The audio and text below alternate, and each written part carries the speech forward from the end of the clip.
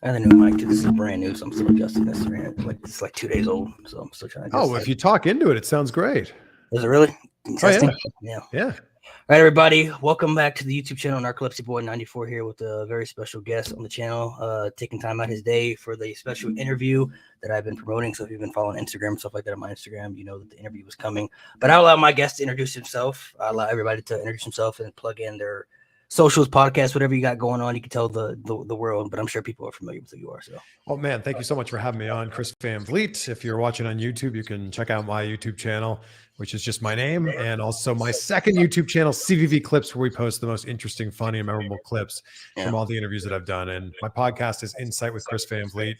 So you might have seen some of my interviews with pro wrestlers. You might have seen some of my interviews with actors, comedians, directors.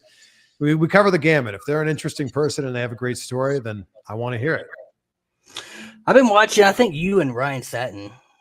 I see, like, you watch a lot of interviews on YouTube, but like you guys always pop up like on the like this. Like if I just log into the YouTube, you guys are always the ones that pop up like the first two. I watch a lot of the interviews, so you guys are always on the. I guess the YouTube for you page is what you would call it. I guess you guys are always like on it. So because I watch a lot of you guys' stuff, I remember. I don't remember the first interview I saw. It was a long time ago. I think it was like with Bobby Lashley, like years ago. Like this was like Bobby was like ECW champion or something like that. Like this was so that was the very first wrestling interview I ever did. That was in 2007. Oh, so that's the first one you ever did? Like, ever? And that didn't air, like that aired on TV, and then that was it. And then years ago, I'm like, you know what? I want everyone to see how terrible I used to be, and like how slightly less terrible I am now. So like, here's my very first wrestling interview I ever did, and I reposted that a few years ago. But well, I'm sure nerves. You know what I'm saying? Like there's a lot of nerves going into it. Like I think the way I try to, I think only wrestling fans can really relate to this. But like, there's a lot of celebrities in the world, but like it's just when you're a wrestling fan and you just meet another wrestler, it's just I don't know. I don't want to say like you're starstruck, but it's like, oh my god, like this is like it's Bobby Lashley, or this is it could be anybody. Like I've seen because going to the airport and stuff. I've seen people would never like. I've seen like Arya Davari come to the airport, and people probably would know who he is. But to me, I'm like, oh, that's Arya Davari. Like, sure. I saw Tyson Kidd come in the other day. I'm like, that's Tyson Kidd. Like, Yeah. I feel like when you meet certain wrestlers or just wrestlers in general, it's just a different feeling. You know what I mean for wrestling fans. But how did that even come to about? Like, how did you get the interview with Bobby? Well, look, I think that seeing a wrestler when you're a wrestling fan is huge in the same way that, like, if you see a character from Game of Thrones, when you're a huge Game of Thrones fan, you're like, oh my God, like not everybody gets this, but like, that's my guy. And oh my gosh. So like, I totally get that. I boarded a plane last year and Sting was sitting in the first row and I was like, oh my gosh, Steve, hey, how are you? He's like, oh, hey, yep, nice to meet you. And I was like, nobody else on the plane is going to recognize him without the makeup on, but that was just such a cool moment. So to answer your question, I've worked in television my whole career, and I've been so fortunate to work as an entertainment reporter and interview people, from all different walks of entertainment. So, music and movies and TV shows and comedy, and wrestling falls under that category. So I just asked my boss one day when WWE was going to come into town. I said, I think we could interview a wrestler. And she goes, yeah, we've done that on the show before. I said, oh my gosh, I'm going to get paid to talk to a wrestler. Yeah. That's like a dream right there. And it was Bobby Lashley. He came in again, 2007. So this is a long time ago. Oh gosh. And we just did a super fun interview together.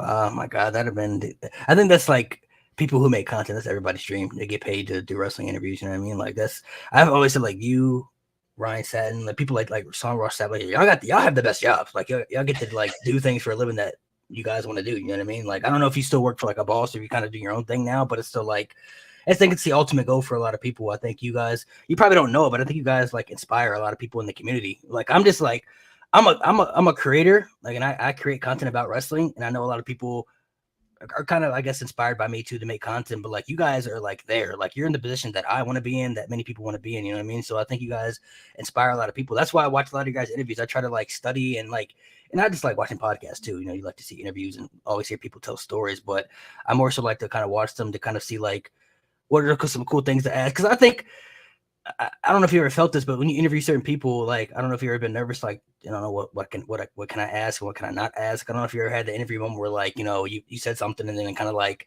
oh, maybe I shouldn't have said that, you know what I mean? Because maybe you kind of didn't get the reaction that you wanted. Well, look, man, I just want to say that you've had an incredible following on TikTok. Like, I wish that my following on TikTok was half as big as yours, and I'm getting there. But as I keep growing, you keep growing. So congrats on everything there. I appreciate it. I've definitely had some moments where, you sit down with someone and there's a hot button issue, and you know that that's something you have to talk about. And sometimes it's not an easy subject to broach. But I think that the thing that I love to do in interviews is just create a conversation. Create a conversation with somebody that is not like question, answer, question, answer. It's like create a conversation. And hopefully through that conversation, those types of things come out. What's the most nervous you've ever been for an interview that, if you can remember, like the most like the heart racing moment, like you feel like you're gonna have a heart attack? It could be before the interview or during the interview. Yeah. I'll give you two. Okay. So I'll give you a before the interview was, The Rock meant so much to me growing up. So before my first interview with The Rock, Yeah, like that was, it's The Rock. I mean, it's The Rock, right? And like he was number one on my bucket list of like, these are people I want to interview. I work in entertainment. The Rock's number one. And then after that, it was Tom Cruise. And I'm so fortunate I've interviewed both of them. But before the first interview with The Rock, he was starting to promote some movies. And I'm like, all right, some of my friends are interviewing him. I'll get The Rock eventually. And WWE calls my contact at WWE, and they said, all right, we're going to set up interviews. I was living in Cleveland at the time. We're going to set up interviews when Raw's in Cleveland to promote WrestleMania. And I went, cool. And they said, all right, we're going to let you know the day before who you were interviewing. I went, sounds great. So that Sunday they called me and said, all right, are you ready for this? I said, yeah, I'm ready. I'll be there. They said, no. Are you ready for what I'm about to tell you? I said, yeah, sure. You're interviewing The Rock tomorrow. And I was like, oh my God, it's The Rock.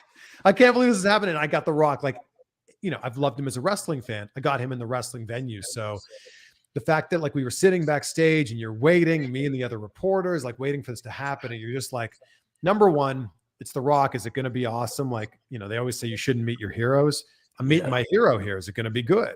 And then number two, you're like, I want this to go well. Like, even if The Rock's not a nice person, I want the interview to go well. And it turns out that The Rock's the best. So that was the first one. The second one was I interviewed Samuel L. Jackson, and he's just so intense. Right? You've seen his movies. He's so intense. Yeah. And he, when you ask him a question in an interview, he kind of stares at you for like a second. Like you ask a question, and then he just stares at you. And then he answers the question. But during that 1 second pause, it feels like it's 1,000 years of like him just staring through you like, what a dumb question. Yeah. So that's another moment. Like he's genuinely intimidating in person. So how did you start? And did you go to like school for television stuff, or were you kind of in the industry? Because I know when I spoke to Ryan, I didn't even know, but he said like his father was like, kind of in the industry a little bit, and that's how he kind of followed the footsteps. So what about, did you like create your own path to get there? Or? Yeah, definitely. And I figured out like, if this didn't work, I was going to try this. If that didn't work, I was going to try this. But I was always, that's good then. I was just always really like passionate about broadcasting, like listening to the radio and listening to like sports broadcasts on the radio and watching TV. Like I always loved that type of thing. So, high school, we had a communication studies class where we like did a whole bunch of like television production, like learned how to like run the cameras and run the audio and everything behind the scenes. And that led me to doing that in college. And then I just kind of realized, what's up? I kind of realized at some point that that was what I wanted to do. And I was going to try really, really, really hard to make it happen. And if it didn't happen, I was at least going to go, man, I tried really hard when I was 21. Because I had this moment in my senior year of college where I was living there with, 4 of my best friends in college. And I had a great time. I was studying communication studies. But, it was a lot of just about like hanging out with my friends. And I woke up one day and I went, oh my God, when we graduate this year, I have to go work for, the rest of my life. Yeah. And that was when I went, all right, I want to at least have a job I don't hate going to. That was like the main thing for me. That's my goal too, man. I mean, the job that I work at, I don't hate, but it's not a career job that I want to do forever. What do you do right now? I work at the airport. So I work in like wheelchair assistant stuff. So it's not like bad. It's super easy. You get to meet a lot of people, and I'm a very much a people person. Like I like interacting with people, but I want to be a broadcaster. Like that's what I want to do. I want to like have my own, maybe not even my own radio show, but just to be involved in like interviews and broadcasting in general. And I didn't go to college. I have narcolepsy. People ask me that all the time. Like, do you really have narcolepsy? I actually have narcolepsy. So I didn't go to college because I struggled in high school. Like I didn't really get narcolepsy until my last year of middle school, and in high school, it was so bad. Like I was sleeping all the time in class because I couldn't stay awake, and they used to have an extra teacher in my classes because they would take down notes and keep me up. So like when I would wake back up, they would like inform me what I need to do and how I need to catch up. Well, in college, is I like that. Like college is you're on your own. You know what I mean? So I was like, I don't think I'm gonna make it in college. I'm gonna fall asleep in class, and then I'm gonna be so behind. I'm not gonna be able to catch up. And I hated school too. So I was like, I don't really want to go to school another 4 years. It just wasn't for me. I honestly didn't have the money for it either. So just to give a little backstory, I'm going deep into this, but to give a little backstory, when I was like right out of high school, I went through a really bad like anxiety, I guess depression stage. And for like 2 years, when I was like 18, 19 years old, I lived at home. It didn't work. I didn't do anything. Like I was just so like upset with my life. And even though I was still so young, I didn't know what I wanted to do. Like I don't know what I want to do with like I'm out of high school now. I don't know what I want to do with myself. I don't want to go to college, but I want a career. But how do I get into a career? Like I don't have any connections like that. So how do I get myself out there? Then, I started working at the airport and it was cool. But then the pandemic hit. And then that's when I started using TikTok, and it kind of just blew up randomly. And I never really thought it was going to be a possibility for me to have a fan base or even get myself out there like that. But once the TikTok thing started happening, I started getting motivated. Like, oh, maybe this can kind of be a thing. And I've been pushing for it ever since. And I'm still in the process of pushing for it, but it seems more hopeful now than it's ever been for me. I mean, I'm 25 now. I'll be 26 this year. So, well, what was the video on TikTok that really like pushed things for you? It literally, so the original post that I wanted to do on TikTok wasn't even about wrestling. I wanted to be like a comedy sketch person, but I posted a video of the Batista and John Cena botch at the Royal Rumble, like when they both on the top rope, like 10 million views. It went crazy. And then I started posting more about like old wrestling clips that I grew up on, like Attitude Era, Ruthless Aggression Era type stuff. And they just started getting more viral and blowing up. And then like I guess I was like one of the first real creators on TikTok who started doing wrestling stuff. Because I started seeing a bunch of people after that. I'm like, oh man, this is like growing. Like I'm gonna stick to it now. And now I've just stuck with it forever because I was like, if I don't stick with it, I'll never know what it could have been. And I don't want that like what if type scenario. Like I'm just gonna stick with it and see what happens. And I've been able to have I've met some cool people, some great friends. I've been able to have cool connections. Like you wouldn't have known who I was if it wasn't for TikTok. Or, like nobody would have recognized who I was if it wasn't for that. So I'm still in the process of pushing it, but everybody has their own different paths in different ways, and I think everybody has different ways to get there. Like I said, I'm in my mid-20s, so I may not even get there till I'm in my 30s. Who knows? But I mean, I'm still gonna push for it until I die, I guess. Well, the thing is, like you talk about wanting to work in broadcasting, but it's changed so much. Like it's shifted and changed so much that you don't necessarily need to be on TV to be making a name for yourself as a creator. So it's not, I feel like the gatekeepers of CBS, NBC, Fox, AB, they're gone. Like you don't need to do that anymore. Yeah. So I think that you just keep doing what you're doing. I think you're on the right path. I think so too. I mean, it's different ways because the eras are different than from when you were coming up in college than when I was coming up in college. You know what I mean? Like definitely, the eras are very much different. So I'm gonna keep pushing for it. We'll see what happens. Maybe I'll be in the position one day where I can get out there and get there. And if it happens, it happens. I kind of just I don't want to seem like too hopeful because you never know where life's gonna take you. So I kind of just feel this is what happens. This is what happens. But I also think that life, if you point yourself in a certain direction, I think that life like answers back to that. Like if you say to yourself, like, I'm going to create 3 pieces of content every day. Well, all of a sudden you just made 90 new pieces of content a month. I think that that's, you're going to be way further ahead from somebody who's just making 1 piece a day, 1 piece a week, or unfortunately 1 piece a month. So I think that it's, if this is what you want to do, why not double down on it, triple down on it? Yeah.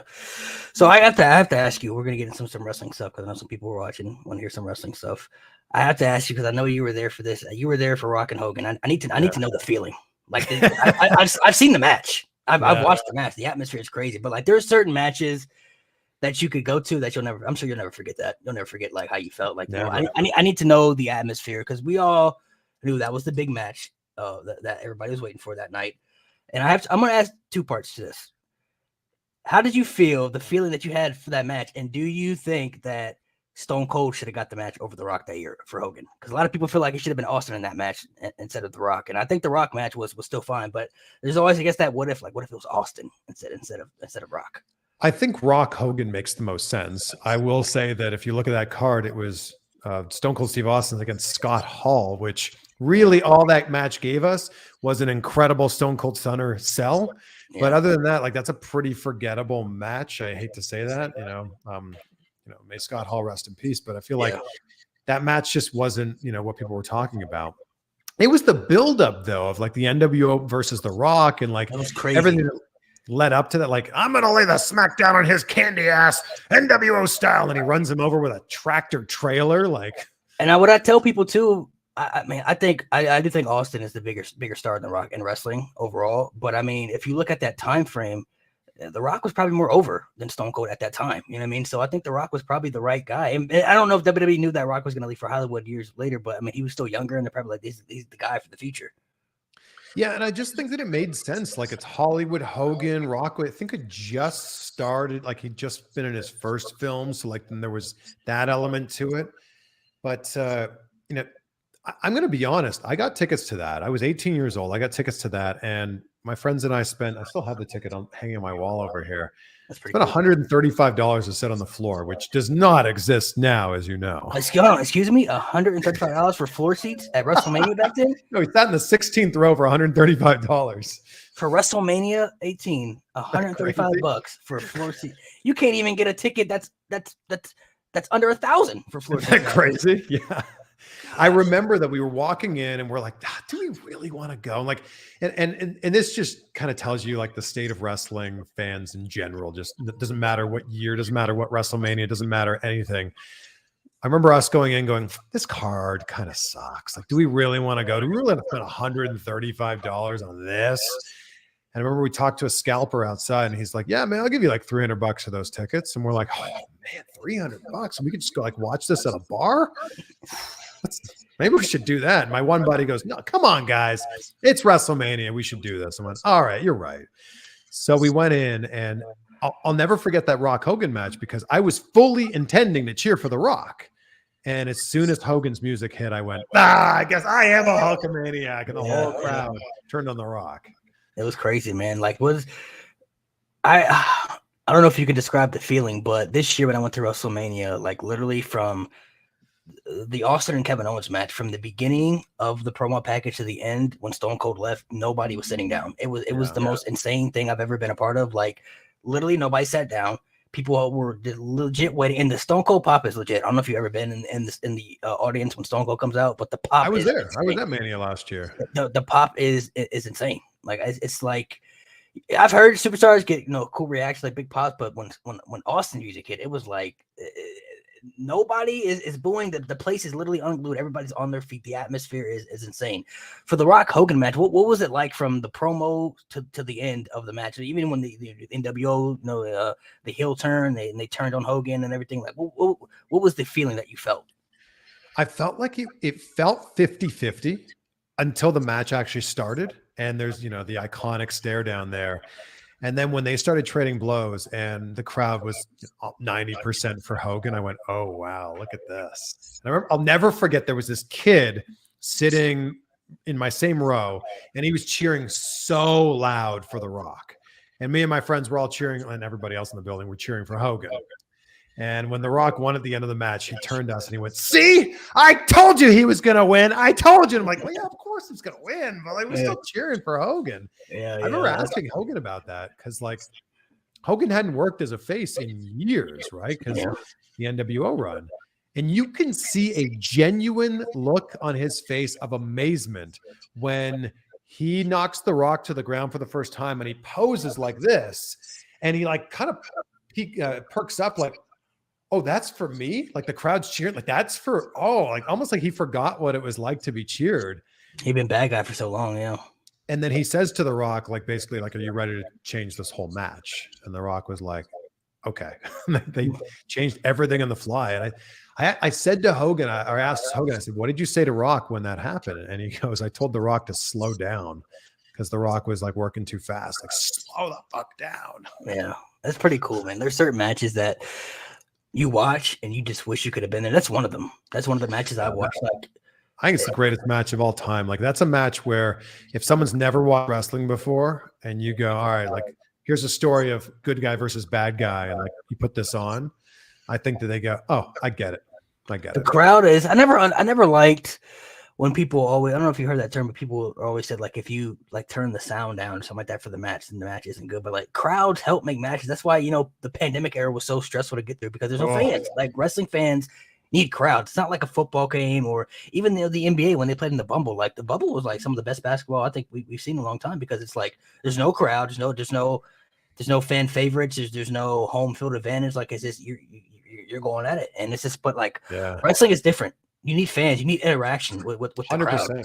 Hurricane Helms said it best when he was on my podcast. He said that wrestling without a crowd is like going to a comedy show with nobody in the crowd. Like you need that audience to take you on this journey with them to go, oh, wow. Like you think that's funny? I also think that's funny. We're in this thing together. It's a different feeling. And that may be the most electric crowd I think I've ever seen for any match. Like my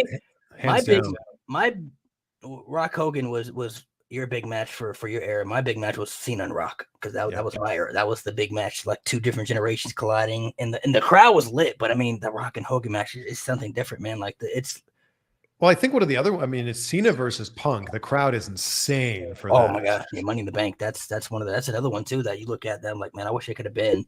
And the atmosphere, or like ECW One Night Stand, like when Cena versus RVD, like you would like, there are certain crowds that you kind of wish you could be a part of. Like, man, what was the atmosphere that night going into it? Like, I wish I could have been a part of something like that. It's also crazy because you don't really appreciate it, I think, till it's done. Like, I was there. WrestleMania 18 was great. We knew the crowd reaction was great, but it's not till like days later, then weeks later, months later, now years later, going, oh yeah, like that compared to everything else. Because when you're there, of course it sounds loud. Of course it seems awesome. Then sometimes you go back and watch it on TV and you go, oh, that didn't play like off like the way I thought it would. Or it didn't get received the way I thought it would be received. So in that moment when you're watching the match live, did you realize like this is probably going to be like a talked about match for the ages? Or was it like maybe the first time you rewatched the match like on DVD or something like that and you watched like, holy shit, like the crowd. It was that. Yeah, it was when I watched it back. Like I knew the crowd was hot when we were there, but you got to remember, and a lot of people don't talk about this, that wasn't the final match of the night. Somehow, Rock Hogan wasn't the main event. It was the third last match. And I think for us, it was like, well, this was pretty great, but not great enough to be the main event. So is it really that great? And I think that was something that really kind of tainted our view of it. Yeah, that definitely should have been the main event. You feel bad for 1,000%. You feel bad for like Triple H and Chris Jericho, who went on last, and then like, and the women's match right after that was like 4 minutes long. Oh yeah, that's right too. It's just certain matches are built to be the main event.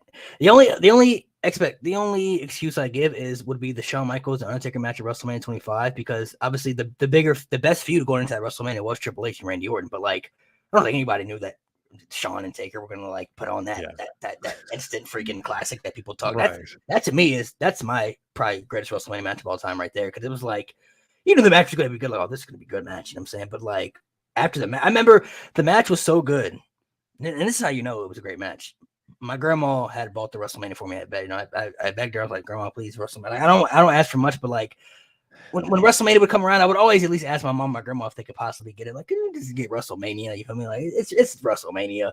Yeah. She bought it and she watched the pay-per-view with me. I don't know why, but she did. And after that match, I remember she looked at me. She was like, "That was a good fucking match." And she doesn't even watch wrestling like that. And I was like, dude, that just impressed my grandmother. Like that's how you know the match was a show steal. Like she don't even watch wrestling like that, but if she got into it, then you're doing something right. You know what I mean? So yeah. That match, I think, will live on forever. But what about the current state of wrestling right now? How do you feel overall about? We're headed to the Royal Rumble. Obviously, Raw tonight is going to be a pretty big Raw. What's your overall feeling about the Rumble? Let's talk about some predictions. What do you see happening as of right now? I feel like we're going to know a lot more after tonight.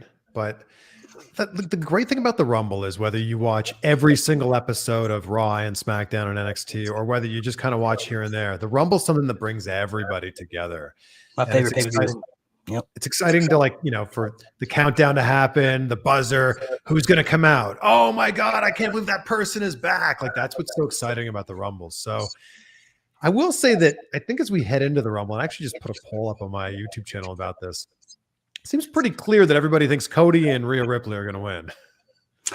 That's what I'm feeling too. I feel Rhea Ripley is going to win the women's. I will say I'm confident on that one. I really want Cody Rhodes to win, but when them announcing his return, it's making me skeptical, thinking like, okay, is it that obvious, or is it like you got something else planned now? Because Yeah, like why'd they announce his return? it's like because I think most people expected him to come back because Right. literally I remember vividly like after he got injured, people literally I saw all the tweets, all the TikToks. People were like, "Oh, he's coming back at the Rumble. Same. The Rumble was when he's coming back. Like he just got injured. Like we don't even know, but everybody's looking at their calendars. They're looking at the time frame. Oh, the Royal Rumble. That's when he's coming back. Yep. So I think everybody expected it. I still think it would have been a big, a surprise if they kept it a hush hush. But it didn't really disappoint me because I'm like, okay, like we expected. But now it's making me think, well, okay, he's kind of a fan favorite to win, but why'd you announce his return? Like, is it that obvious now, or do you got something else planned that we don't know about? That's the feeling that I have. It just feels to me like they like blew the pop that would have happened because we haven't seen Cody in months. Yeah. If his music hits during the Rumble, I think everyone goes crazy. Now they're expecting his music to hit in the Rumble, and I don't think that's like nearly as cool. But I think when you look at it, there's really only three people that make sense to win the men's Rumble, in my opinion. Cody, I think that's a real obvious one. Sami Zayn, I think that's also a really obvious one. And depending on what happens with The Rock, does he return? Does he not return? If he does return, I could see him winning. But if he returns and goes in the Rumble and doesn't win, it doesn't make any sense to me. Yeah, that's the thing though. I don't want The Rock to win the Royal Rumble. I think many people feel that way too because I feel like The Rock's just like he could just come back and just challenge Roman if he just wanted That's to. what I'm saying. Like he doesn't need the Rumble win. I definitely think Sami Zayn could be an option too, depending on what happens tonight with the trial of Sami Zayn. That's a The very Rock possible. could return at the Rumble, but not in the Rumble. I feel. That Excuse would me. make sense. I feel like if Roman Reigns and Kevin Owens is going to be the main event, Mm-hmm. that tells me like, oh, something big, something Right. big. Roman wins, comes out. He's posing or whatever. If you smell. How do you feel about Roman's run right now as champion? Are you against it? Are you with it? Or how do you? Because people from my era, who grew up in my era, we haven't seen a run like this from any champ. Like I didn't grow up in the Hogan era. I never saw him keep the title for 3-4 days. Yeah. I grew up in the Cena era, and Cena was never champ this long. I mean, he would win the title a lot, verily, but the run that Roman is having is so different and unique from anything that I've seen since I've been alive watching wrestling. So, what do you feel about Roman's run as champion? Roman's done a really good job of reinventing himself because pre-pandemic, they were shoving Roman down our throats and the fans were just booing the crap out of him. Yeah. Roman turning heel during an era where fans weren't there to boo or cheer him worked really, really well because WWE, for the first time in forever, was able to kind of tell the fans what was going to happen and not be influenced by the crowd that they were, of the town that they were in. Yeah. So he was able to really run with that. And, putting him with Paul Heyman was just brilliant. Now they've got the hottest storyline in all of pro wrestling with the Bloodline. I think it's been really smart. And I think what's been really good about it is it hasn't been one dimensional. It's shifted and it's changed and it's grown and it's evolved. But now it's come to a point, if he's held it for so long, how could someone possibly dethrone him? Yeah, that makes it the reason first off, I've always liked Roman Reigns. I've spoken about it before, but he was my favorite in the Shield. I liked him when he was the big dog as well, even though I understood why people would hated him because he was being pushed the wrong way. But my issue was I felt like they were trying to make him like another John Cena, and you just can't recreate a superstar like John Cena. Like the reactions that he got literally is his identity, and they stuck with it for so long without turning Cena heel. So that literally is a John Cena reaction, and then they were just going to compare him to John Cena too much, and you don't want to create another John Cena. You just want to create the first Roman Reigns, like the one and only Roman Reigns. Like you said, his reinvention is probably one of the greatest I've ever seen. He's now reinvented himself with his own identity, with his own character, and he's improved in every flaw that he's needed to improve in. He's gotten better at promos because his promos weren't always the best. He's gotten better at that. He has a character, like I said, now that has his own identity. He has good matches still as champion, and he's evolved so much now into the guy that people felt like he could have been some years ago. Like we always knew that WWE wanted to push him as the guy, but he didn't really honestly feel like the guy until like around WrestleMania time because they put him in the main event. After WrestleMania, sometimes it felt like Seth Rollins, then Becky Lynch came around with the man gimmick. Like he didn't really feel like the clear-cut guy. The whole Tribal Chief gimmick now, Roman is the guy, and there's nobody close now at this point. Like it's him, and everybody else is fighting for second spot. I feel like. Go ahead. I just don't feel like he has the star quality outside of wrestling that Rock and Hogan and Cena and Austin had and also have. And I think that they're trying so hard to make him that. But I hate to say this, but I genuinely think that unless you're a wrestling fan, you don't know who Roman Reigns is. That's a good point too. I definitely don't feel like he's on that type of level, and maybe he expands his brand outside of WWE someday to get that exposure. But I mean, if we're talking strictly in wrestling, I think he's the biggest star in wrestling today. I mean, he's on a different level. For sure. I feel like he's on a different level. I feel like than anybody's ever been. And my thing is, I understood why people didn't like Roman in the beginning, but like I said, he's improved in every aspect that he needed to improve in. So I feel like people who just don't like him now, I feel like they just find excuses not to like him just because they want him to not be the guy or fail. Because I still know people who still feel like there are other people who should be in his spot, which is understandable because, Seth Rollins is great. A lot of people always felt Seth was better than Roman, but they never really pushed Seth as the guy because I guess they never looked at him as the big money draw between the two. You know what I mean? So I always just felt, with the run that Roman's having, the reason I like it so much is because it's so unique, and and the run that he's having, there's nobody knows when he's going to lose and who's going to be. Like, people have ideas of who they think it's going to be. I think Cody could be the guy, but I'm still not sure if it's going to be Cody. It could be Sami Zayn for all. They could shock us. It could be a Braun Breaker. They could shock us to try to make a new star. Sami Zayn would make sense. Sami Zayn would make a lot of sense. And then some people think it still could be Seth Rollins because Seth Rollins has always beaten Roman for the title. You still have Drew McIntyre, who got screwed. He never had the world title shot in front of the fans. I keep hearing The Rock's name thrown around that conversation of who could dethrone him. But if I'm being completely honest here, if The Rock returns, I think he puts Roman over. Oh, I mean, he would. The way The Rock comes back, losing to Roman, I think, like we talked about off the air, would be his retirement match, and it would be kind of a salute, like to Roman as the head of the table, and that cements that solidifies Roman right there to me. Like, I mean, and the run that he's had with all the people that he beats The Rock.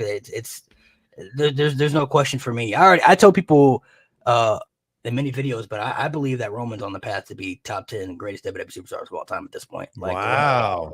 The run that he's having, he's got to be in the top 10. Certainly modern day, like no question, right? Yeah, modern day, absolutely. It's like basically him and John Cena in the modern day. I'm talking about all time for me though. Like, I'm not saying like all of wrestling, but like it's strictly like just WWE superstars. I think he's gonna be in the top 10 because the run that he's having, it's untouchable. Wow, that's bold, right? Because then you're talking people like Hogan, Austin, Rock, those Taker, guys, Macho. Those guys are. I feel like there are some people who are unanimous. Like for me, like I think I have like a unanimous 6 that I could for sure like Cena, Austin, Rock, Hogan, Shawn Michaels, Undertaker. Like those guys will forever be in the top 10. And Triple H I would put in there as well. But then none of them would be what they are now if it wasn't for Hulk Hogan. So I think he has to be in it.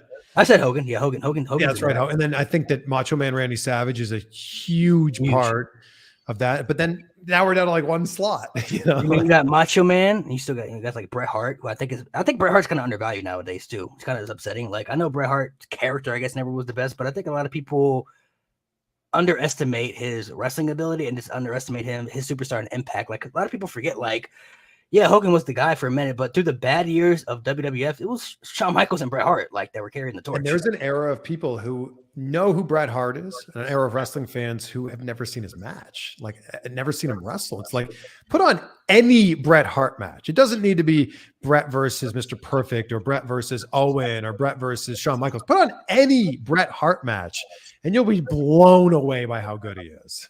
Were you you're Canadian, right? So being Canadian, were you a Bret Hart guy? Of course, yeah. But I really didn't get into wrestling until just a little bit after that. Like it was late 90s for me. So Bret had already left. The screw job had already happened. The screw job had already happened. So you were he was in WCW. So I was aware of him, and I saw through.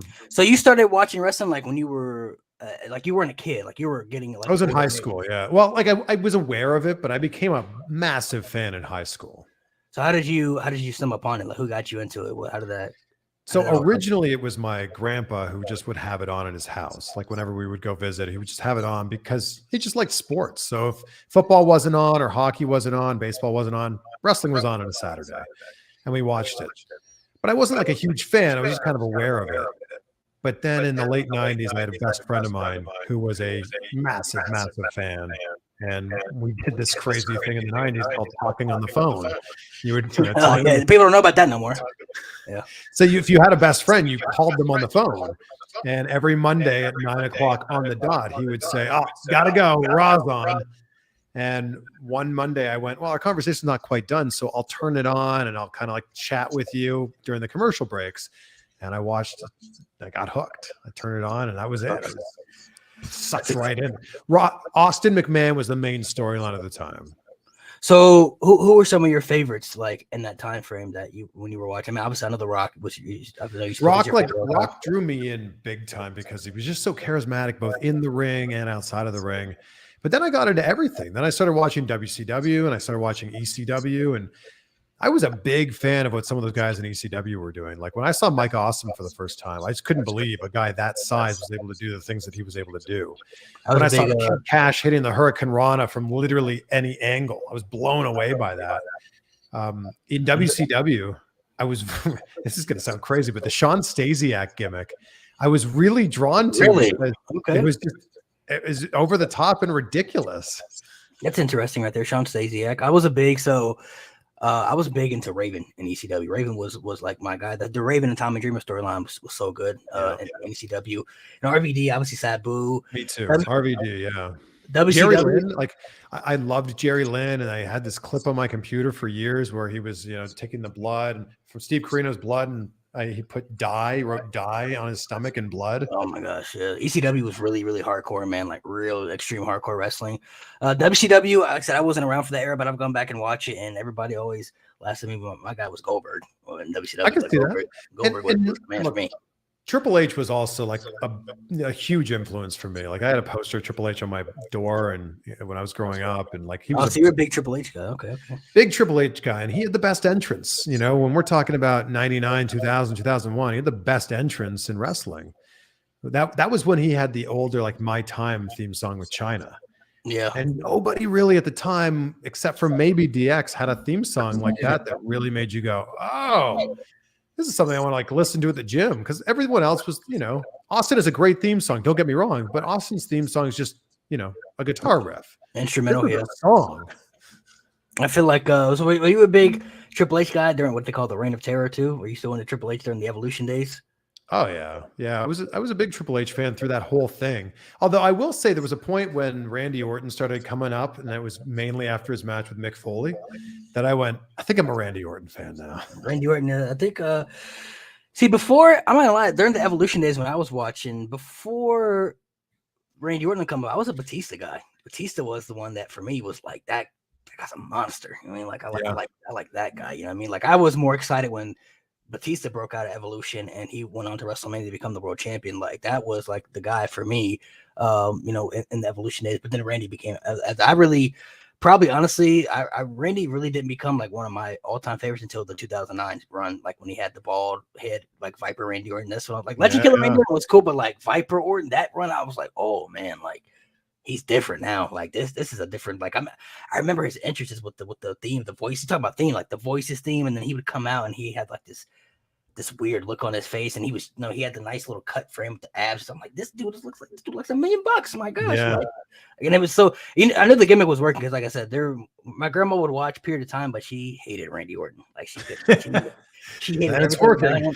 There were 3 people that she absolutely could not stand: Randy Orton, Chris Jericho, and dashing Cody Rhodes. Those were the 3 people that she couldn't stand them. She didn't want them on the TV. I remember we went to a show, and Chris Jericho was the world champion. He was doing the feud with Shawn Michaels, like right before the ladder match they had at No Mercy. And Jericho comes out and he's cut the promo and he's calling people hypocrites, and like literally she's in the crowd going nuts. She's like, this fucking guy, somebody come out and beat his ass. Jesus, like she couldn't stand him. Like, chill out, grandma. Like, god damn, like he's just playing a character. Chris so good. He's so good at getting people to dislike him. So good. I mean, Chris Jericho, you could maybe argue Chris Jericho may be one of the greatest superstars maybe the greatest at reinventing himself. Like his reinventions have just been incredible. And he's even till now.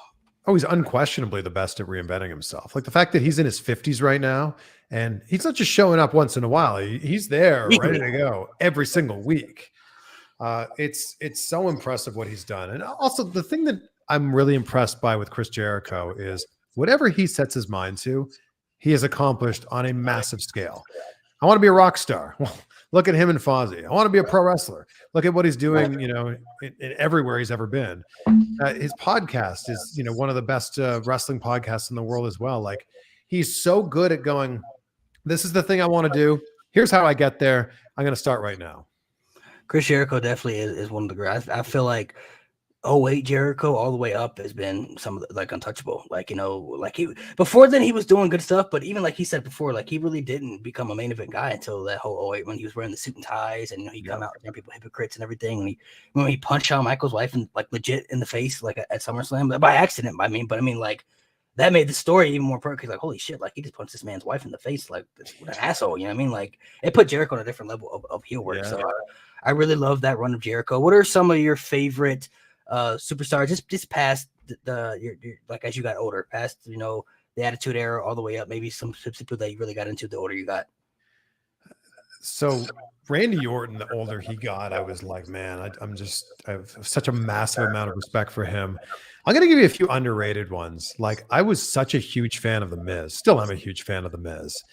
And I feel like, are we talking about before like teaming up with John Morrison type Miz? Like, no, I'm talking about like world champion Miz. Oh, I hated Miz then. Yeah, this is so great. This is why he's so good, right? Yeah. Like he gets like legitimate heat. I'll throw Dolph Ziggler in that same category of like someone who's just so like insanely. How do you feel about? Do you think WWE kind of, I guess, dropped the ball on Dolph's push when he was like over, like, you know, because he got pushed a couple times, but it always seemed like they would pull the curtain back, like he would get pushed and then like they would just not do nothing. I don't know what happens there. Like he has all of the tools to be a world champion and an incredible representative of the company. I don't know what happens there. Like it's like he gets so close and then they go, not this time.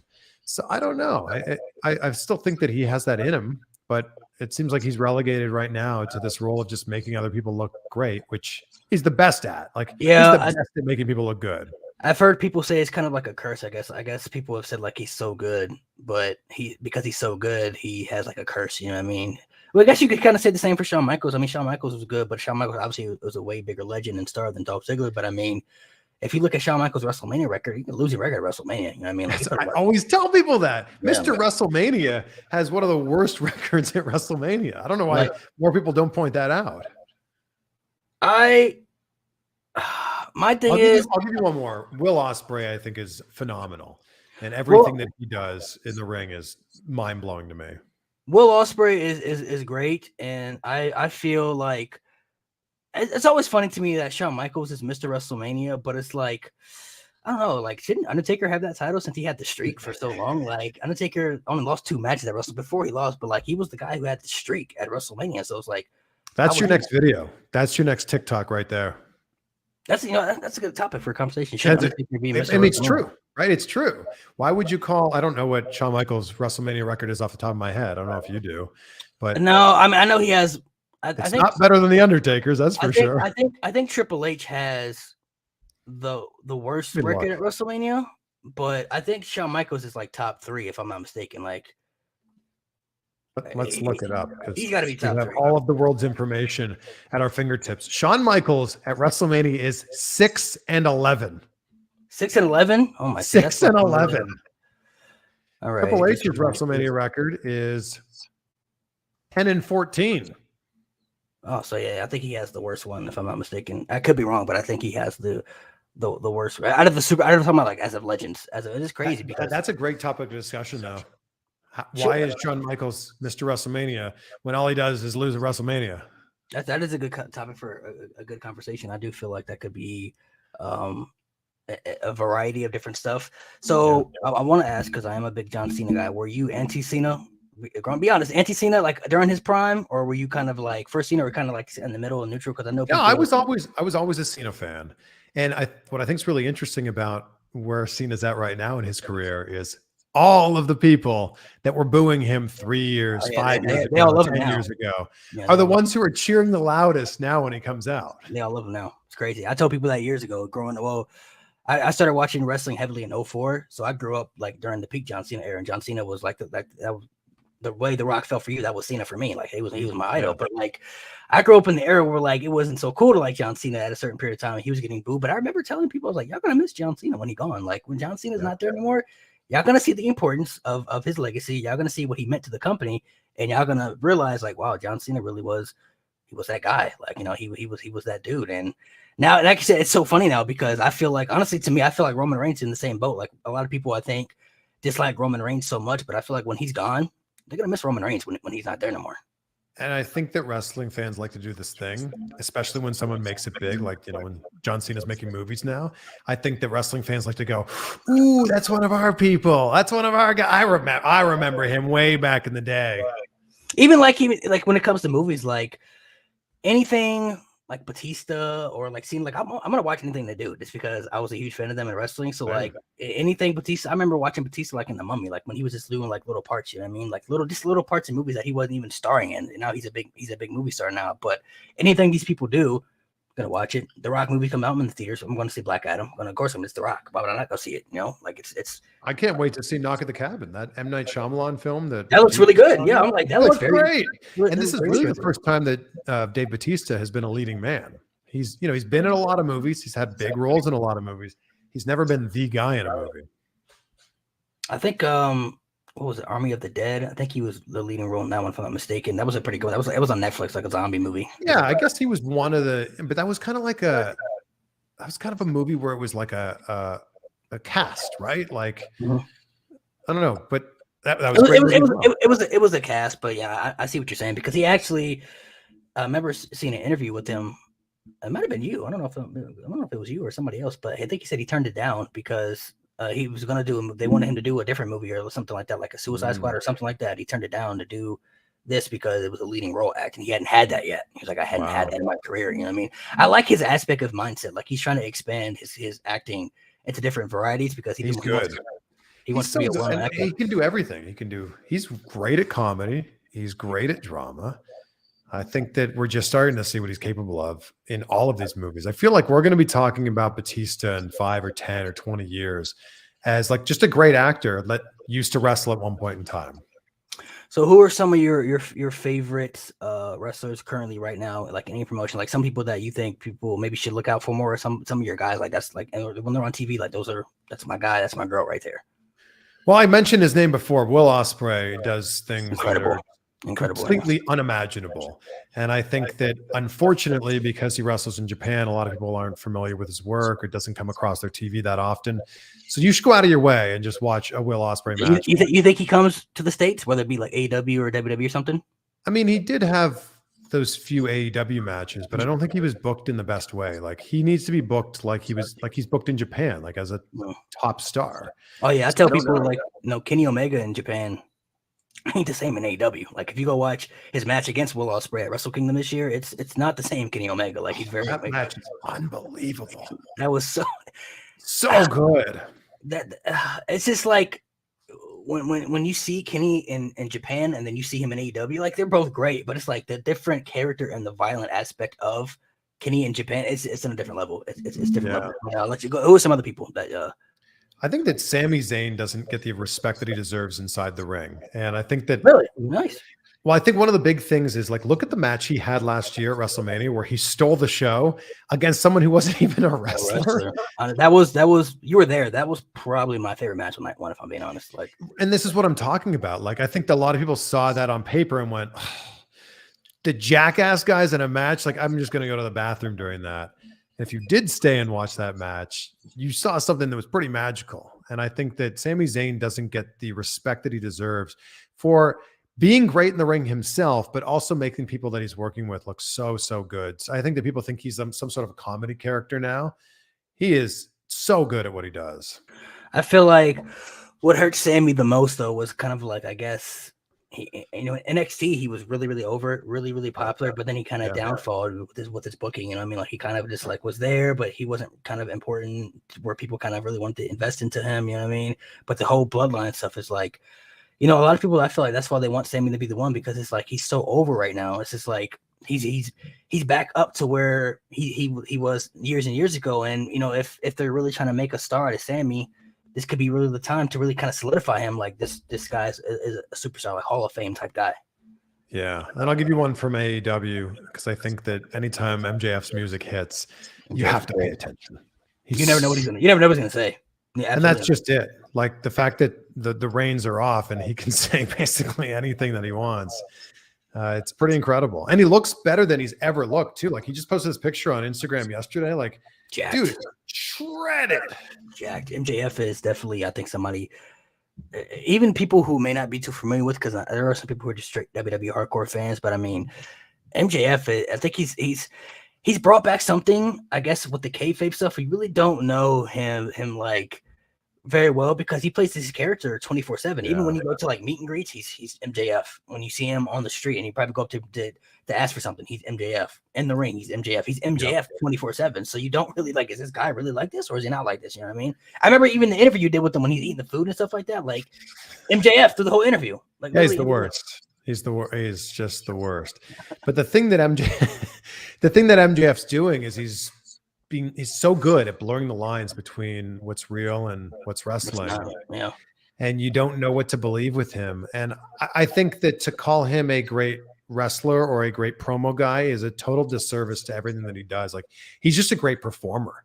You could put him in a movie right now and he'd be great. You could put him in a TV show right now and he'd be so good. And I think that he's just a great all-around performer. And I really think we're going to be talking about him in like his 30s being in Hollywood. Really? You see him moving over to the transition to acting, like full time? He jokes about it all the time, but I don't know if he's joking or not. Like it's hard to tell. It's hard to tell. Yeah. Like he's talking about like, oh, I don't care about fans. I'm going to make all my money now, and then like, you know, leave you in the dust like my buddy Dwayne. It's like, yeah, but I actually think you could do that. I think he tries to make people think. You know, I mean, he's kind of like kayfabe. I don't want to say it's like the same as Undertaker's, but like for years, I think every wrestling fan, for a period of time, really believe Undertaker was like a dead man. You know what I mean? Like, we're like some mythical, he was a mythical creature. You know what I mean? Like when he would come in the ring, like, how did he get to the ring when you're older? And then like there were still times where you really didn't know if he was like, what is this guy? You know what I mean? Like what is the Undertaker? You know what I mean? He's kind of like, you know, the same with kind of like Brock Lesnar too. Like people like have this mystical image of Brock. Like what is Brock really like? You know what I mean? Like we know he's a farmer, but what is he really like as a person? You really don't know because he's quiet. He's to himself. You know, he's like out in Saskatchewan hunting people all the time. You know, hunting deer and stuff. You know what I mean? So better not be hunting people. Not people, but deer. You know what I mean? Like deer. But it's like you never know. When those butcher videos came out of him, like was it? I think it was a cow. He was butchering a cow. A cow, I think. Yeah. When that came out, people went, "Oh, Brock can smile! Like I've never seen Brock smile before. Like, look at this. This is great." He laughs. He has emotions. Like, oh my gosh, you know what I mean? Like he feels human quality emotions. You know what I mean? Like, well, yeah, he's still human at the end of the day. You know what I mean? It's just he's very mysterious though because like he's quiet. He's not a social media guy. He's very much to himself. You know what I mean? You really don't know the stick of Lesnar. Same with Undertaker. He's more peeled the layers back now. I mean, because he's not retired and everything. But I mean, for decades. You know what I mean? We're talking almost 30 years that we really didn't know the aspect. He didn't do interviews. He didn't do anything. You know what I mean? So we didn't really know the aspect of Undertaker. MJF is kind of feel like the same way. Like for people who haven't met him or haven't been around him, like you still kind of really don't know, you know what I'm saying, much about him. You know what I mean? I think that's what makes him so unique and so good. Like I love the fact that he's always testing the waters and just saying things that, you know, it kind of makes you like, is he allowed to say that or can he say that? You know what I mean? Like when he's always talking about like, hey, 2024 WWE, you know, if they want to call and offer me something, he says like in the middle of AEW. So it's like, is he allowed to say this or like, do they know he's saying this? Like, you don't know. Like nobody knows when he talks whether or not it's something that's written or if it's just there or he just said that you really don't know. Yeah. And I think that's what's so fascinating about him. And that's why when his music hits on Dynamite, you go, well, got to see what he has to say. What about some upcoming superstars? Maybe some NXT super. I don't know if you're familiar with NXT. Maybe some upcoming superstars that you think could be the future, maybe like 5-10 years from now. Braun Breaker is fascinating to me, and obviously, you know, obviously he has some great genetics with who his father is, but he took to this so quickly, and I think that that's what's so impressive. Obviously, he's training with the people, you know, the best in the world at PC, but I think that is someone. I still don't understand why they didn't let him use his real name. But that is someone that I think that we'll be talking about being a champion in the next handful of years. He's somebody that I feel like has what they call the it factor. Like when I look at him, he just has it. Like I could look at him and I feel like he could be the next guy to be the next face of the company after Roman Reigns. Like he's the guy that I look at him like that. I'm like, he just has it to me. I don't know what it is. Like he just has the total package to me, in my opinion.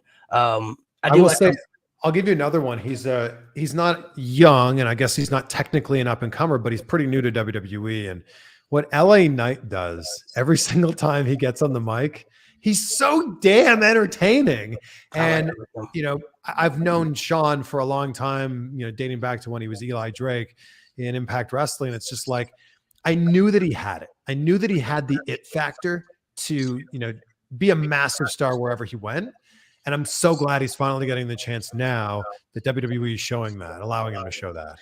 I think obviously we know Bray Wyatt is the bigger star between the two, but LA Knight is holding his own in this feud though. Like he's making the feud entertaining. His promos, obviously Bray Wyatt with the character work has that because we're still trying to figure out what the Uncle Howdy stuff is and all the mysterious stuff. But I mean, I really liked it. First of all, they dropped the Max Debris stuff for him because that was like death for me. Like, oh yeah, that wasn't gonna go far. But now that he's LA Knight, he feels like a solidified spot on the roster. Like he's in something important right now. And I hope they keep up the momentum after the Bray Wyatt stuff because once this is over, I'm hoping that I wouldn't be against him being like Intercontinental Champion, something like that on SmackDown. Like I think he'd made a great Intercontinental Champion. Oh, absolutely. And he has the crowd in the palm of his hand. Let me talk to you. Yeah. Like all of his catchphrases are so over. All right, so we're gonna play a few games here. I got a few games that we're gonna run through. Okay. What do we got? So the first one is gonna be this game I like to call Pick Between the Two. We're gonna do two different ones. We'll do one with theme songs and we're gonna do one with superstars. So we're gonna start with one with superstars.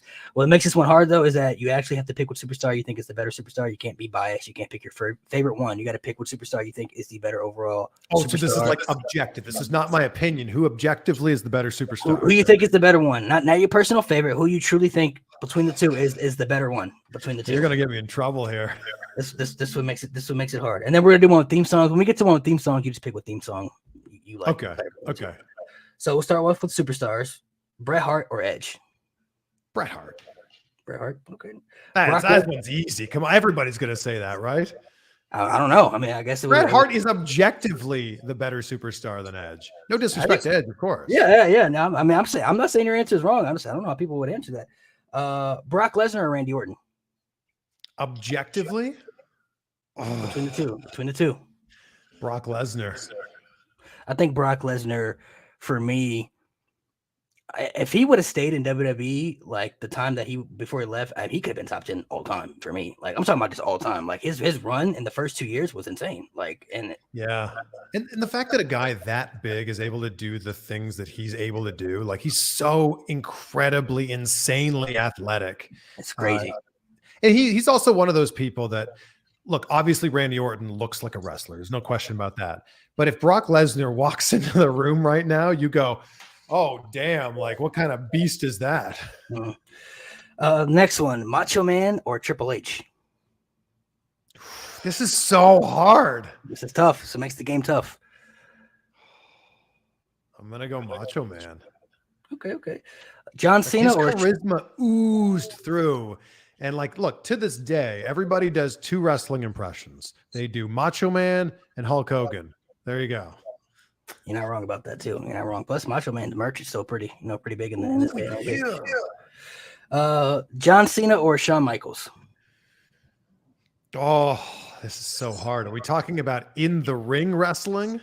Total package, in ring promo, the whole package. I think even John Cena will tell you it's Shawn Michaels. Shawn Michaels that's not a wrong answer either. This one may be tough depending on. I always find people giving different answers with this one: Roman Reigns or Seth Rollins. I think that if we're going objectively, which is based on like everything that they've done in their career up to this point, I think you have to say it's Roman Reigns. I think that Roman Reigns has had a more successful career to this point. That doesn't mean that if we were to have the same conversation 3 to 5 to 10 years from now, that answer might change. But I think at this point, Roman Reigns has had a better career. But look, I would take either of their careers. We got a few more. Kurt Angle or AJ Styles? This one's tough too. People always go back and forth with this one. Yeah, and I'm a massive AJ Styles fan. Like, I was such a huge fan of everything he did in like the mid 2000s in TNA. TNA run was incredible, yeah. But I think Kurt Angle is objectively the better wrestler. Charlotte or Trish? Trish, because if it's not for Trish, then I don't think that the path is paved for people like Charlotte, like Bayley, like Sasha Banks, and so on and so on. Well, this might answer the next one too. Becky Lynch or Lita? Oh, that's Lita for sure. And there's so many people that are wrestling now that would go back and say, I'm doing this because Lita showed us that it's okay for girls to kick ass too. All right, we got two more. These are going to be two tough ones. Chris Oh, Jericho or The Rock? as a wrestler, I think the answer is Chris Jericho. And I think that people forget that The Rock was really only in WWE for like 7 years. His peak wasn't too long. But his peak was like so good, right? Like one of the very best of all time. But Jericho, he had some moments where he, left and went on tour with his band and took a bit of a hiatus from wrestling and came back. He did that a few times. But I think objectively, Chris Jericho's been doing this at the top for over 30 years. Yeah. He's still doing it. We're going to turn the TV on Wednesday and Chris Jericho's going to be there. Last one for superstars, Undertaker or Steve Austin? That's so tough too, but I'm going to go with a similar, explanation that I just said. I'm going to go with The Undertaker because Austin's peak also was not that long in WWE, but at the top, at the very top for the time that he was, and he was just absolutely crushing it. But Undertaker has been there through every era. Yeah, if you look at Rock and Austin's run on top, they pretty much stopped at the same time, but one obviously went to movies and Austin retired because of injuries, you know what I mean? So it was kind of unfortunate, but their peak is just the fact. I don't know if people ever think about this much, but the fact that we literally had Austin and Rock in the same era at the same time in their prime, it's insane. Like that'll never happen again. It will never happen again. And it's like basically like 96/7 to like 0102 was like their real peak. And then like, it's kind of it.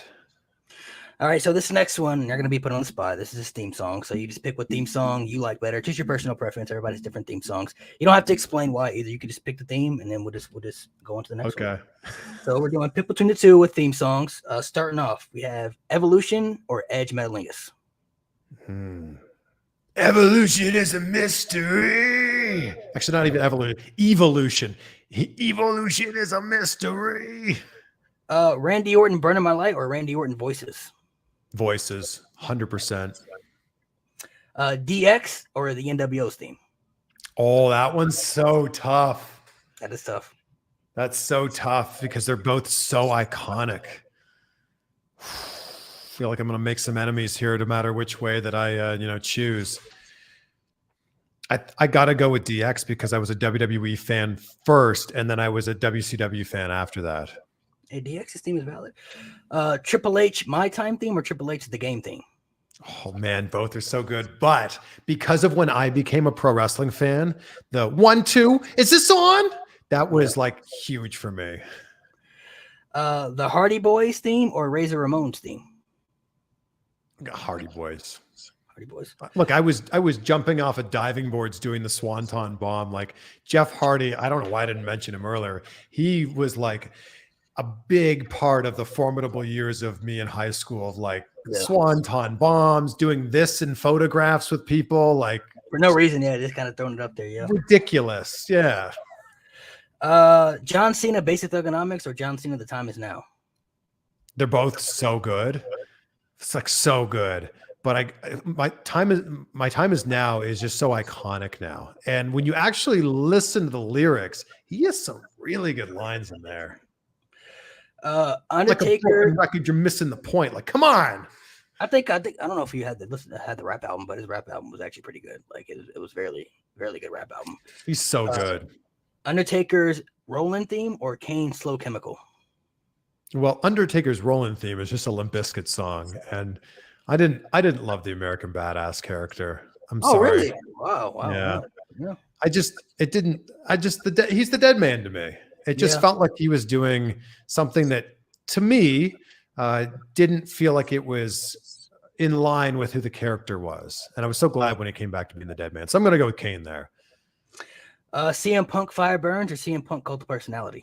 That one's so easy. Like Cult of Personality, I feel like has transcended just being a great song by In Living Color. Like that's a song that people now associate with pro wrestling. All right, we got two more here. Jeff Hardy, No More Words, or Eddie Guerrero, Lie, Cheat, and Steal? Eddie Guerrero. That one's May he rest in peace. And last one, Seth Rollins' current theme or Brock Lesnar's current theme? Oh, both of those are so good, man. You really put some time into this. Yeah. I'm gonna go now, like the Seth Rollins current with the burn it down. I think it's really good. Burn it down. The sing along with the crowd. It's pretty good. All right, so we have some different ones here. We're gonna do rapid fire. Just some rapid fire questions we're gonna ask you here. Favorite WWE video game of all time? SmackDown versus Raw 06. Oh, 06. I'm an 07 guy. Guy. And also, of course, like No Mercy is the classic game. Yeah. I will say though, between SmackDown versus Raw 06 and 07, I spent countless months, hours on the same thing. Yeah, like silly amount of time creating wrestlers, creating myself in that game. You kind of answered this a little bit earlier, I think, but favorite AEW wrestler right now? I mean, I don't like him, but MJF's the most interesting person to watch in AEW. I guess a superstar you hated as a kid. You said you didn't watch until you were high school. But maybe somebody as you first started watching that, maybe because their character, like, oh man, I don't like this guy. For me, because for me growing up, I hated Edge. Growing up, I could stand him. I mean, really, why didn't you like Edge? He went after all my favorites. Of course, my favorite woman superstar growing up at the time was Lita, and then he takes Lita, and then of course he cashes in Money in the Bank. When he cashed in Money in the Bank with John Cena, that was it for me. Like, no, this guy is so invalid. And then my second favorite superstar of all time is The Undertaker, and his second cash in was on The Undertaker. So I'm like, bro, this guy is like literally he's haunting me or something. Like, he's going after all my favorites. Edge, growing up in the Ruthless Aggression Era, was such a good heel, but as a kid, man, he was the one guy that got under my skin so much. Like, his music would hit. I can't think of anyone that I like genuinely did not like. But I remember growing up, like my friends and I, like we gave X-Pac the X-Pac heat. And Sean is such a super nice guy and like well-deserved that he's a Hall of Famer. He's had an amazing career. But I didn't get the X-Pac character when I was a kid. And I remember me and my friends like booing him like everybody else in the arena. What is an underrated WrestleMania do you think doesn't get enough love? As far as like the beginning to like the whole card, like an underrated WrestleMania that you feel like that WrestleMania doesn't get talked about enough? That's difficult because I think that for some people, their favorite WrestleMania is someone's least favorite WrestleMania, and someone's least favorite WrestleMania is somebody's favorite WrestleMania.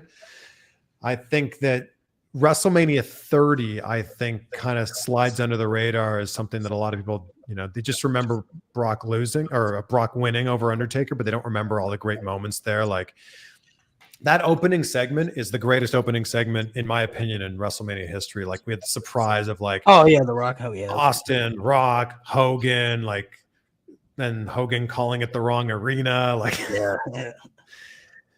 What about 3 wrestlers that you would love to interview in the future that you haven't been able to interview yet? 3 people that you on your bucket list. Does Vince McMahon count? Can I add him to this list? Sure, okay. Vince. Vince is the whole reason that we're even having this conversation right now. Like, Vince is the reason that we're all the wrestling fans that we are. So I would love to have a conversation with Vince and just dive deep into like, who is Vince McMahon, right? Yeah. Like, who is he as a person? Does he eat pizza? What are his pizza toppings? Like, those things would be so interesting to me. Yeah. I would love a real conversation with Brock Lesnar.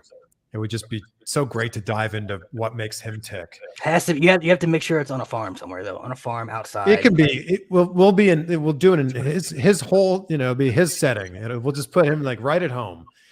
And then I think that it'd be great to have an interview with AJ Styles. I've never interviewed him before. Oh, really? Oh, yeah, AJ Styles. Yeah, never interviewed AJ before. I've had the great fortune of interviewing so many other legends, but never AJ. Are these ones are just more personal questions for you? What's your biggest accomplishment in life that you've done so far? I feel like waking up today was a pretty good one. No, waking up is always a good one. Winning 4 Emmys, I think, that was pretty big for me. Like, television's been something that I wanted to do since I was a kid, and being able to win an award for something that I did in my career was, I think, really big for me. So that's probably it. What about maybe biggest regret that you look back and say, man, I wish I could have did that? I think we all kind of have look backs like, oh man, I wish I could have did that a little bit differently. Maybe something that if you were a little bit, if you know something now that you're a little older, like, man, if I knew what I knew back then, I would have did that a little bit differently. I definitely don't live life in regrets of like, oh man, if that thing back then had only happened, then maybe this thing would happen. Because I'm a firm believer that like that thing back then led me to who I am right now, sitting here with you having this conversation. But there's definitely moments that the current version of myself, I wish I could go in a Marty McFly, Doc Brown time machine, DeLorean, fly back like 15 years and go, hey, 23-year-old Chris, you might not want to do that thing. Like, I think there's just little moments like that. What about a goal you still want to accomplish? It don't have to be in wrestling. It could just be anything in life. To get as many TikTok followers as you. That's the big goal. I have to plug you in. Plug in. Make sure you guys go follow Chris's TikTok, man. Get out there. There it is. I have to plug you in. Favorite WrestleMania match of all time? I think you kind of spoke on this already, but it's Rock Hogan. It's the greatest WrestleMania match of all time. It's the greatest wrestling match of all time. And last one, what about this advice you would give to people who want to be just in the position you're in? People now, I think it's just so many, like I said, social media is such a big thing now, and so many people want to be creators on social media now in the days, and it wasn't like that back, when you were coming up. So what about advice to maybe you would give to anybody, just anybody watching? I think the biggest thing is just get out of your own way. I think that too many people are looking for permission to do this, or they're looking for the right camera, the right microphone, or the right lights. And it seems to me that they're looking for excuses as to why this can't happen. And I think that you just need to start. You just need to figure it out. The same time, when you put out your first TikTok video, you just did it. And then you put out another one, and then you put out another one after that. And same with me and my YouTube channel. I just put out one, and then I put out another, and then I just kept doing it. And I think that there's a lot of people that will talk about starting a podcast. They'll talk about starting a YouTube channel, and they won't even take the steps to do that. So I think it's just start. Get out of your own way, get out of your own head, and just begin. All right, so this last one we're going to play. This is a game that's just called Yes or No. So you're just going to answer yes or no to the question, whatever you think. Oh, boy. Uh-oh. This one right here. Was Brock the right guy to end the streak? Yes. Should John Cena have beaten The Rock at WrestleMania 28 and they should have never had a rematch? No, I like the rematch. Do you think Charlotte Flair is the greatest woman superstar of all time? Of all time? Some people put her up there. I think that is yet to be determined. I think it's hard to look at someone's career while it's happening. Some people put her up there because of the things he's already done. I mean, the 14 title reigns, no woman is. She's going to win like 26 of them, I'm sure. This one may be interesting for you. Do you think someday Kenny Omega will end up in WWE?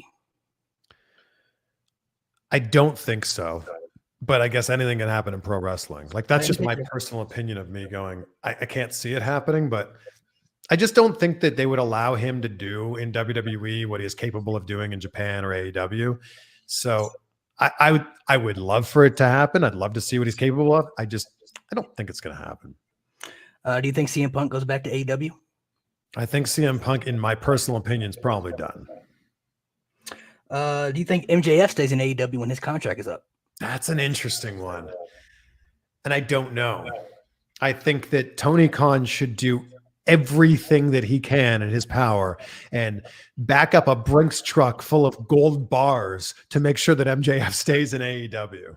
What is your gut feeling if you had to gut feeling, be like, I think he'll probably stay, or maybe he'd go somewhere else? I mean, my gut feeling is I think he's going to test the waters. I think he's going to expand his brand outside of WWE. I don't think he could do in WWE what he does in AEW. I don't think he cut the same type of promos. Oh, absolutely not. I mean, yeah. I think he looks at his good friend Cody Rhodes and goes, "Oh, so it is possible to not only go from AEW to WWE, but to be successful at it. Since you've already paved that way for me, maybe I can do it now." Do you think the Attitude Era is the best era in WWE ever? Absolutely, yes. Should Cody Rhodes be the one to dethrone Roman Reigns? I don't think it's going to be him.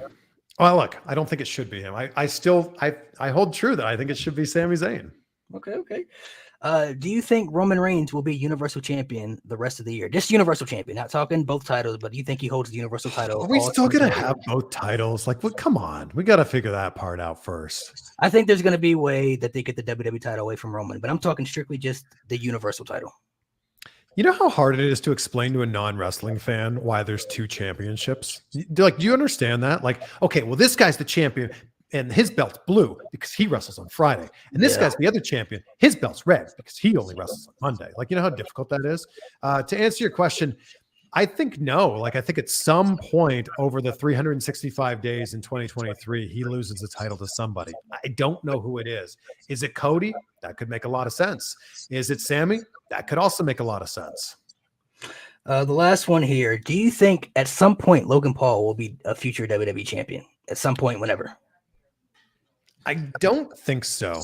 But I think that he's incredibly capable. He is so good, and he's shown us in the 3 matches that he's had that he is insanely athletic, and he is also has this crazy great work ethic, and he's so insanely entertaining.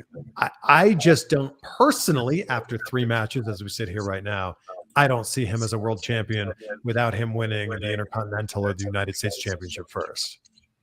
I mean, it's possible. I mean, he already has. We talked about, some wrestlers not having their brand outside of WWE. I mean, he already has that, outside of the WWE. So, I mean, he is, I will say I was there for 2 of his matches that he had. I was there at WrestleMania and I was there at SummerSlam, for the matches that he had. And yeah, same. I was at both of those too. I will say he thoroughly, impressed me. And in the Roman Reigns match, I think even topped it for me. I'm like, bro, this guy's legit. Like I agree. He's really, really that good. You'd probably be a really good wrestler too if Shawn Michaels trained you. I mean, yeah, I can only imagine. And but it's just move for move what your match was going to be. I think what impressed people more is I don't know if people really knew he was that athletic. Like his athleticism, I think shocked everybody. I think to the core, I was like, whoa, he's extremely athletic. Yeah, and a lot of times when celebrities will go into a match, they don't look like a wrestler. Like they look really out of place. He looks apart. Like that's crazy. He looks, I mean, he has the size, and I think he fits the part, as a wrestler. I think for Logan Paul, depending on what he wanted to do with wrestling, I think he can go as far as he wants. You know what I mean? Like, I think if he wants to make it a legit thing, like, not saying be there 24/7 all the time, but I mean, if he wants to kind of make it a bit of a career where he really wants to take it serious, I think the sky's the limit for him. Yeah. I think he can accomplish a lot of things. He's won a lot of fans over. Like, there's a lot of fans who just didn't like Logan Paul, the, creator, the character. But I think that after his first 2 matches, people went, wow, he has taken this seriously. He is the real deal. And I think he won a lot of people over. Before we get off here, I appreciate you taking the time out of your day to Yeah, my pleasure, man. Thank you for having me on. And thank you for everyone who's been in the comments here. Before we get off here, what are some things you're looking forward to maybe in 2023, just in life, in wrestling? It could be either one. Some things that maybe you want to see happen. Well, in my life, I'm going to be a father in the next 4 months. So that's a pretty big thing. First child? My personal life. I'd be remiss if I didn't mention that first. I think is this your first child? It's my first child. Yeah. Oh, congratulations, man. Yeah. Thank you so much. I think that I'm immediately in the pro wrestling world looking forward to what this Saturday is going to bring. Like, the Royal Rumble is so much fun. I watch it a lot of times with my friends who don't even watch wrestling. They just love the Royal Rumble and love the returns and love, seeing how that match shakes out. So I'm interested to see what happens this Saturday, and then the fallout from that of, what that leads to with WrestleMania being here in Los Angeles. And I'm just excited about wrestling. Like, I've been saying this for years, but it is always, it's been true. There's no reason for me not to say it. It's such a great time to be a pro wrestling fan. So much out there to watch as far as content. So much. Obviously WWE is the monster, and then you got AEW, New Japan, and then you still got like GCW, and like there's a lot of things out there right now that people. I think we're in this time frame where like wrestling is just so big nowadays. There's so much out there to watch. Because back then, when I grew up watching it, it was kind of like WWE and TNA for me. And TNA obviously wasn't on the level of WWE, and you had like New Japan out there, so like that, but you really didn't know about that. I feel like unless you were like the really hardcore wrestling fan at that time. Like nowadays, because of social media and everything out there, there's so much wrestling, so many indie promotions out there that you could find. Like there's so much stuff out there to watch. I couldn't agree more, and I think that it's kind of like a buffet. Whatever it is that you're into, pro wrestling can offer that to you. So maybe you take a little bit of WWE, a little bit of New Japan, a little bit of AEW, a little bit of Impact Wrestling, who is doing such good stuff right now. Josh Alexander's on fire right now. And I love that that's all available. I like the concept of where wrestling is at right now. There's so many aspects of different things that so many different tastes you could watch. I try to tell people to open your mind and expand. Like, if you don't like certain things that go on with certain companies, check out other things. And there's going to be, I feel like we live in this stage now, because I feel like the era that that we grew up in like the best era of wrestling. It was like must watch TV. Like you couldn't miss an episode of Raw, you couldn't miss an episode of SmackDown because you didn't know what was going to go down. Right. Nowadays, I feel like we're in the stages where like there's going to be things that you don't like on TV. There's going to be things that you do like. Just pay attention to the things that you do like, and then there will always be things that may come around that you may end up liking that you may think you didn't like. But if you don't like certain things, then you don't have to watch it.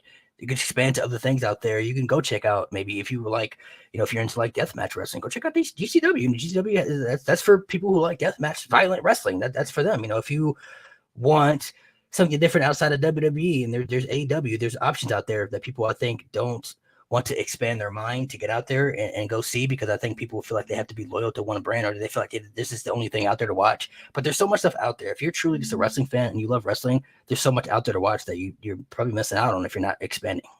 Man, I couldn't have said it better myself. And I think that there's this misconception right now with pro wrestling fans where if you like these 3 letters, that means you have to hate these 3 letters. And that's not how this works at all. It is possible to enjoy some of this show and also enjoy some of this show. It's also possible to dislike something on this show and also dislike something on this other show. It's like, it's kind of like I want to give the respect and give you your flowers for that interview that you did when that guy was, bashing the wrestling, saying that was like fake, but you were like really calm and collected, because you have the response that I would have had. It's just like wrestling is like movies, man. Like you have characters, you have storylines that people are getting invested into. Everybody knows that movies aren't real.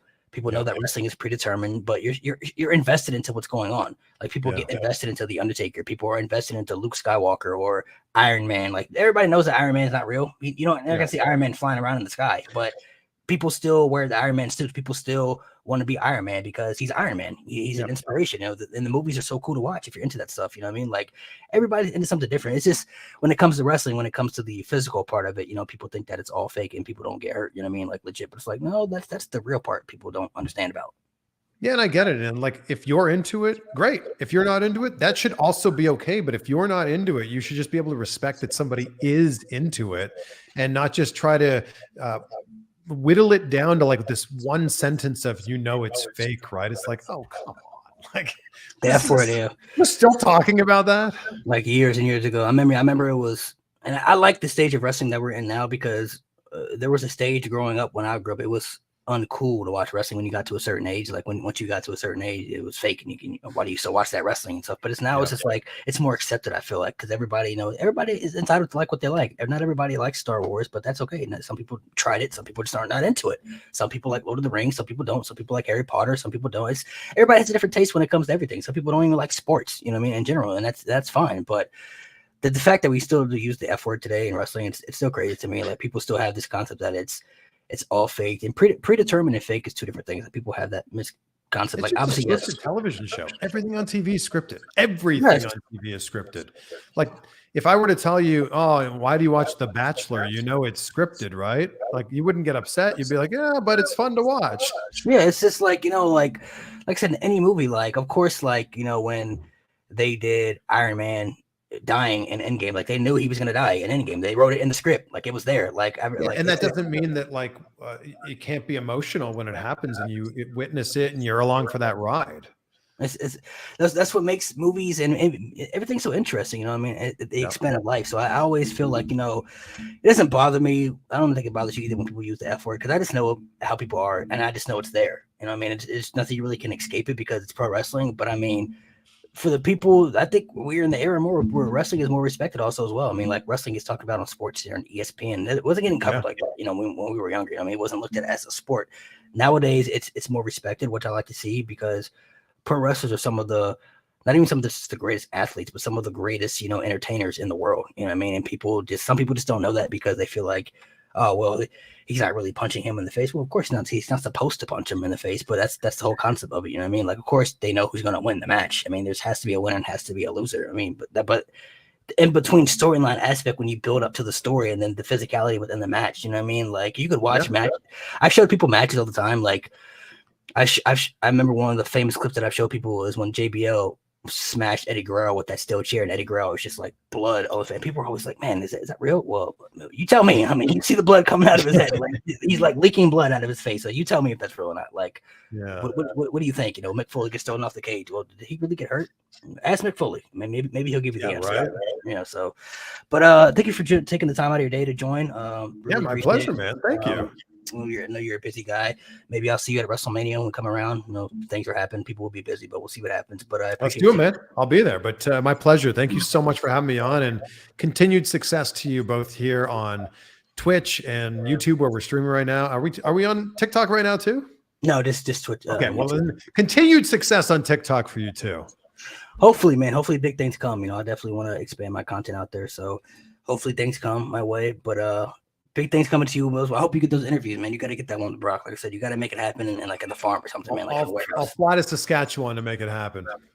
I mean, it's Saskatchewan. I don't know. Is Saskatchewan far from your hometown, like where you grew up? Or yeah, it's like I'm closer to like Buffalo, New York, and Saskatchewan would be like Montana.